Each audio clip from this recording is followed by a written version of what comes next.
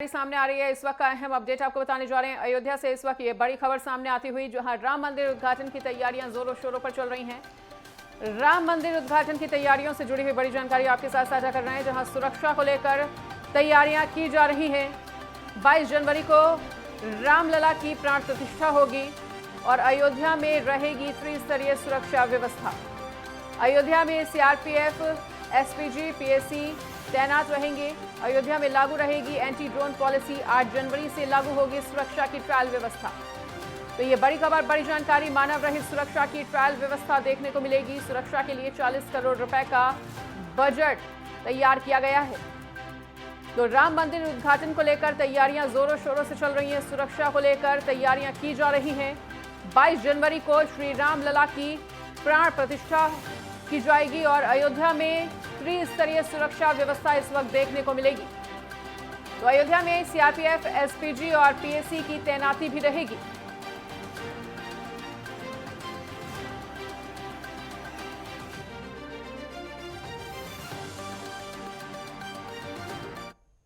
और इसी बड़ी खबर पर अधिक जानकारी के लिए हमारे साथ जुड़ने जा रहे हैं हमारे वरिष्ठ सहयोगी राघवेंद्र प्रताप सिंह। तो राघवेंद्र जी, जिस तरह से राम मंदिर उद्घाटन की तैयारियां जोरों शोरों से चल रही हैं, सुरक्षा को लेकर भी तमाम इंतजाम किए गए हैं, क्या कुछ कहना चाहेंगे?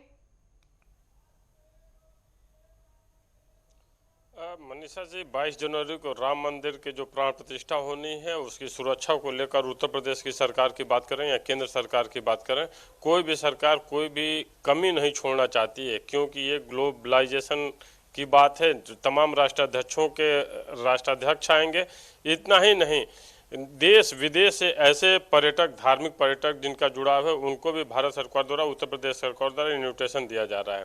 पिछले साल जब सीआईएसएफ के डीजी शीलवर्धन सिंह के नेतृत्व में वहां का सुरक्षा का ऑडिट किया गया था अयोध्या राम मंदिर, जहां पे निर्माण कार्य चल रहा है, तभी एक आशंका जताई गई थी कि आने वाले निकट समय में हो सकता है कि यहाँ की सुरक्षा व्यवस्था सीआईएसएफ के हवाले कर दिया जाए, और वैसा ही हुआ।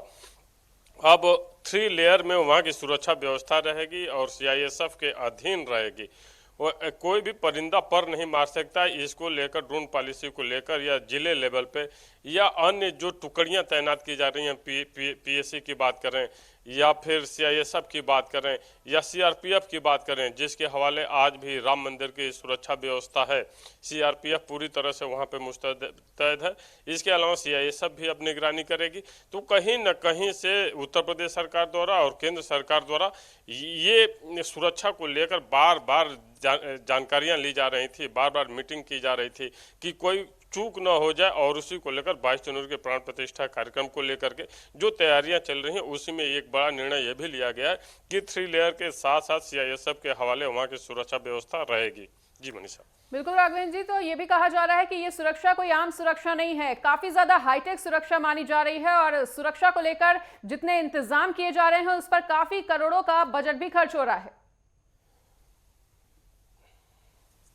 बेशक मनीषा जी, सुरक्षा चाक चौबंद है और सबके जो पासेज निर्गत होंगे, जो जानकारियां मिल रही हैं कि वो पासेज, वो रास्ते ही क्लियर होंगे। आपका जो पास है, आपके लिए एक रास्ता होगा, उस रास्ते से आप अपने गंतव्य तक पहुंचेंगे और वहीं से सीधे आप फिर बाहर आ जाएंगे। ऐसा नहीं है कि आपको एक पास मिला और आप पूरे उस क्षेत्र में भ्रमण कर रहे हैं। तो कहीं ना कहीं से सुरक्षा चाक चौबंद रहेगी, चूंकि प्रधानमंत्री नरेंद्र मोदी को भी आना है कार्यक्रम में, और सुरक्षा जहाँ पे पीएम आते हों, जहाँ पे तमाम देश के अध्यक्ष आते हों और इतना बड़ा धार्मिक सांस्कृतिक कार्यक्रम चल रहा हो, चूंकि 500 साल का इंतजार खत्म होता है और राम मंदिर का जो गर्भगृह है, जिसपे एक विवाद था बाबरी विध्वंस, बाबरी मस्जिद का, उसको लेकर भी सुरक्षा चाक चौबंद की गई है कि कहीं न कहीं से कोई जो दूसरा वर्ग है उसके द्वारा कोई सांप्रदायिक हिंसा न फैलाई जा सके और कोई वहां पे घटना न घट सके।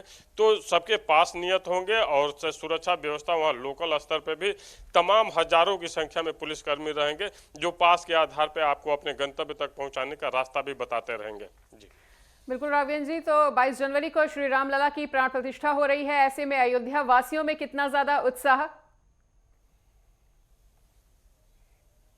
अयोध्या तो पूरी तरह से राममय है मनीषा। अगर हम बात करें, अभी दीपोत्सव वहाँ पे हुआ था पिछले महीने, उस समय भी केवल राम का ही नाम चल रहा था, माँ सीता का नाम चल रहा था।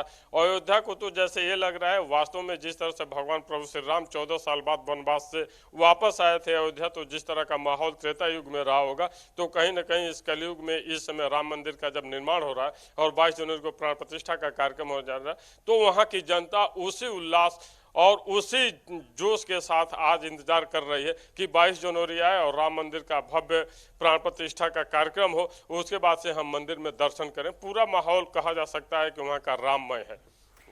बिल्कुल राघवेंद्र जी, तो हमारे साथ जुड़ने के लिए और इस तमाम जानकारी को हमारे साथ साझा करने के लिए आपका बहुत बहुत शुक्रिया।